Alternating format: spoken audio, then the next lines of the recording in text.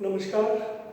In the previous video, we have studied the variation of molar conductance with dilution for strong electrolytes and for weak electrolytes.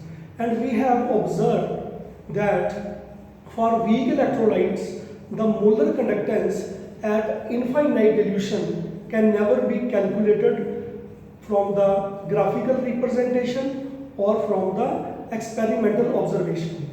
And this can be calculated theoretically with the help of Kohlrausch's law.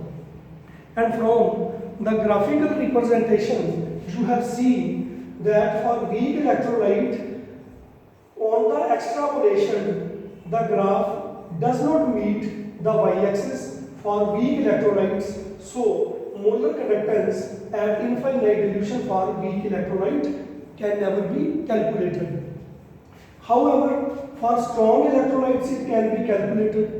So let us calculate for this weak electrolyte with the help of Kohlrausch's law. And according to Kohlrausch's law, we can say that at infinite dilution, when the concentration of the solution is very small, at that time each electrolytic ion will have a definite contribution towards the molar conductance irrespective of the fact that to which other ion it is associated. For example,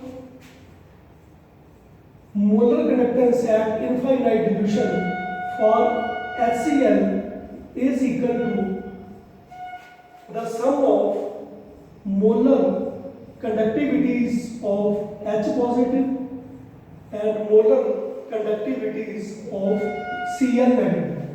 Similarly, for NaCl, if we see, it will be equal to the sum of molar conductivities of Na positive ion and Cl negative ion. Similarly, if we take CH3COONa, it will be equal to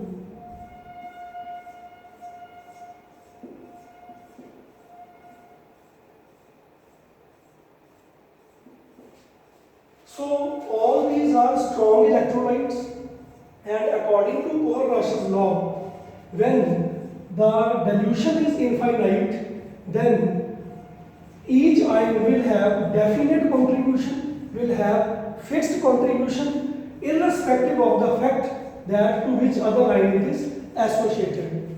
In this case, here in HCl and here in NaCl, there are Cl negative ions.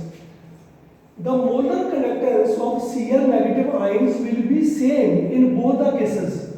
Whether in this case Cl negative ion is associated with Na positive, and in this case Cl negative ion is associated with H positive. The associated ion will not affect the molar conductivity of Cl negative ion at infinite dilution. And according to Kohlrausch's law, this algebraic sum can be observed, or we can say that the molar conductivities at infinite dilution for different ions of the electrolyte can be expressed as the algebraic sum. That is, they can be added up or they can be subtracted. And now all these electrolytes are strong electrolytes. So we have calculated their molar conductivities or molar conductances at infinite dilution. Suppose this value is 5 ohm inverse centimeter square per mole.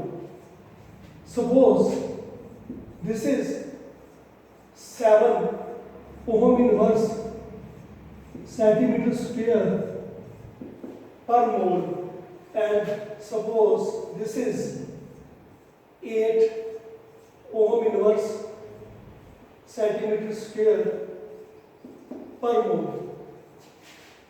Then the molar conductance of acetic acid, which was not calculated from the graph experimentally, now we are going to calculate theoretically with the help of Kohlrausch's law.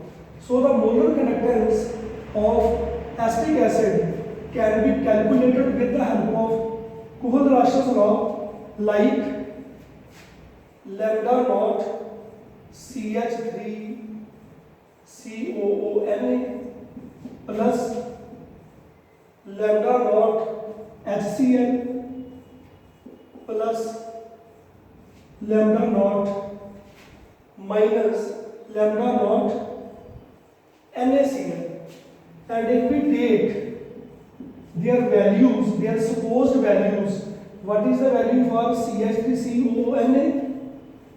This was 8, and plus HCl.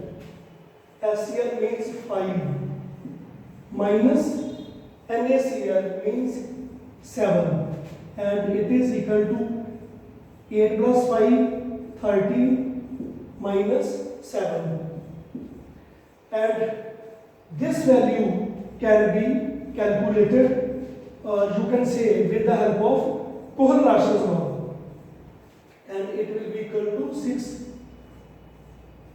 ohm inverse centimeter square per mole. And how this calculation was possible?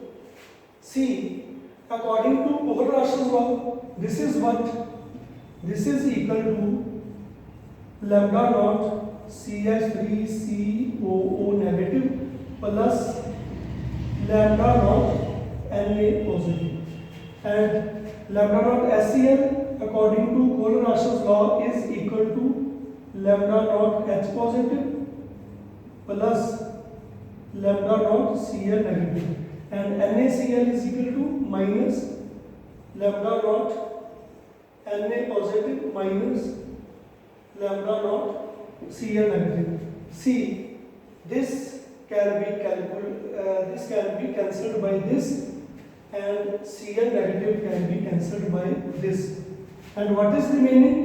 Lambda naught CH3COO negative plus lambda naught H positive, and you can see, if we combine, then we will get lambda naught CH3COO and H. So, according to Kohlrausch's law, when the algebraic sum is possible for the molar conductivities of different ions of the electrolyte, so we can calculate that value theoretically, which was earlier not possible experimentally. So this is what Kohlrausch's law is all about. And one pertinent thing to mention is that molar conductance and molar conductivity, both of these terms are same.